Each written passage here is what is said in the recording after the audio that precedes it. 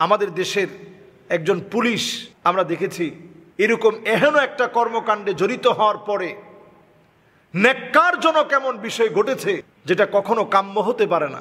মুখে আনতেও আমাদের জন্য লজ্জা লাগে। এক ভাই জানতে চেয়েছেন যে ডিভোর্স হওয়ার পরেও সাবেক স্ত্রীর সাথে সম্পর্ক রাখা যাবে কি? আল্লাহ রাব্বুল আলামিন বিবাহকে আমাদের জন্য বৈধ করেছেন, সওয়াবের বিষয় বানিয়েছেন। বিবাহটাকে আল্লাহ রাব্বুল আলামিন বরকতের বিষয় বানিয়ে দিয়েছেন। ঈমানকে হেফাজত, আখলাককে হেফাজতের জন্য আল্লাহ রাব্বুল আলামিন বিবাহের বিষয় দিয়েছেন।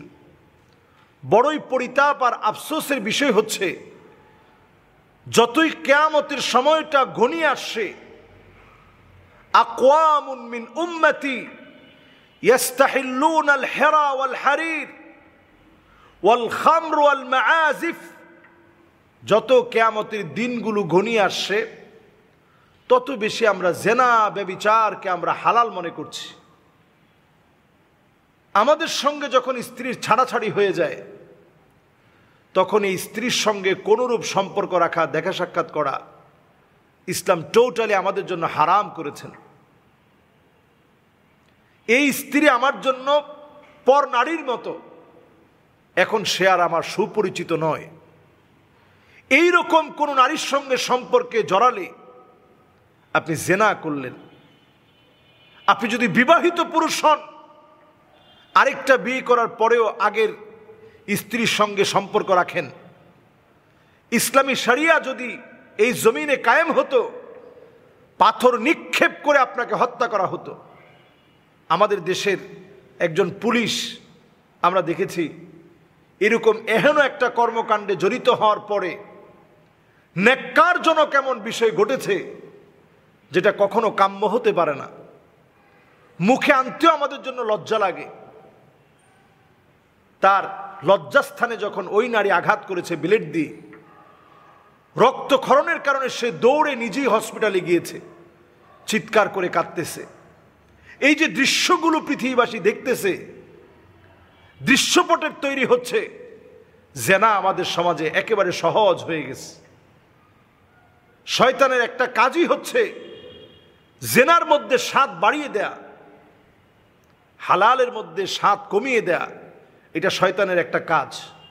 শয়তান এই দায়িত্বে নিজেকে এত বেশি নিয়োজিত রাখে, সবচাইতে শয়তান খুশি হয় কোন পরিবারের সুসম্পর্ক ভেঙে দিয়ে আসছে এই তথ্য শোনার পরে শয়তান সবচাইতে খুশি হয় যে ফ্যামিলিটা ভেঙে গেছে, স্বামী স্ত্রীর সম্পর্ক ভেঙে গেছে। আমরাও কথায় কথায় ডিভোর্সের আগ পর্যন্ত, তালাকের আগ পর্যন্ত আমরা বলতে থাকি তোমার সঙ্গে মনে হয় আর বেশি দিন আমার সম্পর্ক টিকবে না। অথচ আল্লাহর হাবিব বলতেন আনা লা উতাল্লিক, জীবনে কোনোদিন আমি তোমারে তালাক দিব না। স্ত্রীদেরকে কি পরিমাণ মানসিক প্রশান্তিতে নবীজি রেখেছেন, আমি কোনোদিন তোমাদেরকে ছেড়ে দিব না। রাত্রিবেলায় ঘুরতে নিয়ে গিয়েছেন নবীজি সাল্লাল্লাহু আলাইহি সাল্লাম, এতটা মহাব্বত দিয়েছেন স্ত্রীদেরকে। আপনারা এখনকার সময়ে যদি একটু পরিসংখ্যানের দিকে তাকান, অবাক হয়ে যেতে হয়। বর্তমান আমাদের বাংলাদেশে 2023 সালে বাংলাদেশে ডিভোর্স হয়েছে প্রায় 4 লাখ। মেয়েরা শুধু নিজেরা ডিভোর্স দিয়েছে। 90% সংসার ভেঙে যায় শুধুমাত্র মেয়েরা একক সিদ্ধান্তে। 90% সংসার ভেঙে ফেলে।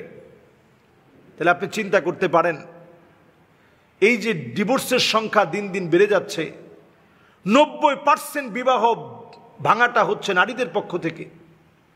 নানাভাবে এই সমাজ কলুষিত হচ্ছে, পুরুষ নির্যাতনের শিকার হচ্ছে। এই সময়টা আমাদের জন্য দুর্বিষহ এক যন্ত্রণার সময় হয়ে দাঁড়িয়েছে। এই আলামতগুলো আমাদের জন্য শোভনীয় নয়, অশুভ। এই আলামতগুলো সমাজের ভিতরে যখন প্রকাশিত হবে, সমাজের ভিতরে বিশৃঙ্খল একটা পরিবেশ সৃষ্টি হবে। সত্যি তাই হয়েছে আমাদের সামাজিক অবস্থায়। অবক্ষয়, ঘরে ঘরে শান্তি নেই। ঠিক এই সময়ে দাঁড়িয়ে এরকম অনেক ঘটনা ঘটছে। কখনো লজ্জাস্থানে আঘাত করা হচ্ছে, কখনো কখনো সন্তানকে হত্যা করা হচ্ছে।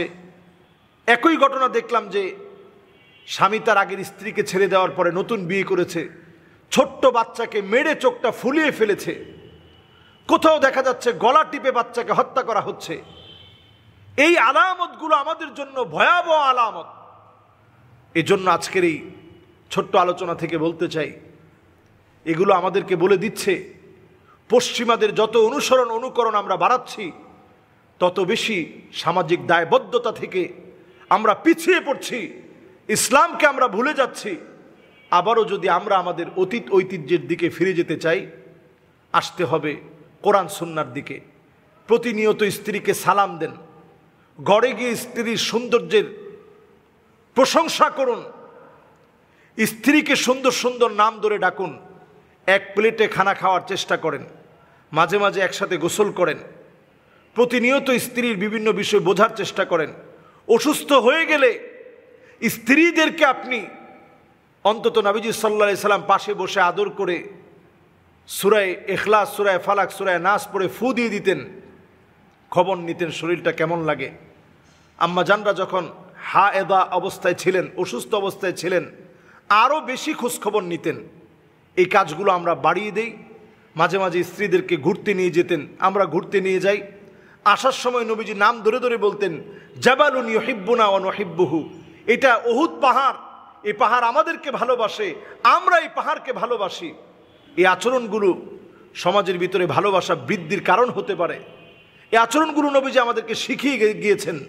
পারিবারিক শিক্ষার পাশাপাশি সুন্নতের এই শিক্ষাই আমাদের সংসারগুলোকে আলোকিত সংসার বানাতে পারে। আল্লাহ রাব্বুল আলামিন আমাদের সকলকে, যেরকম এখন আমাদের যে নিউজগুলো প্রকাশিত হচ্ছে লজ্জাজনক, ছোট ছোট বাচ্চারা এই নিউজগুলো দেখতে পারে না, একসাথে বসে দেখার মতো পরিবেশ নেই, এরকম ন্যাক্কারজনক ঘটনা আমাদের দেশে ঘটতেছে অহরহ। এই সমস্ত বিশৃঙ্খল পরিবেশ থেকে, হারাম কাজ থেকে, জেনা ব্যভিচার থেকে আল্লাহ আমাদেরকে হেফাজত করুক। আসসালামু আলাইকুম ওয়া রাহমাতুল্লাহি ওয়া বারাকাতুহু।